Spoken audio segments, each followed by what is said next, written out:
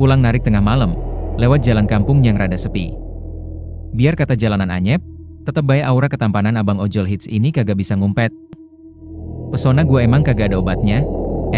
Buset, ada cewek-cewek cakep lagi nongkrong di bawah pohon. Pakai manggil-manggil gua lagi. Tuh kan, bener dugaan gua, mereka pasti kesengsem sama lirikan maut gua. Langsung deh gua samperin, ajak ngobrol dikit. Si Neng malah ngajak gua ketemu orang tuanya. Pas gua nengok ke atas, astagfirullahaladzim. Calon mertua gua tinggi gede, buluan, matanya merah kayak boh lampos ronda. Lah, ini emah genderuwo penunggu kuburan. Nyak, tuluung, kagak jadi kawin gua. Motor gua ambil deh, buat mas kawin alam gaib. Nyak, anak lo gak jadi mantu setan? Kabur. Jangan sok narsis deh. Siapa yang pernah diajak kenalan sama mertua gaib juga? Komen di bawah tong.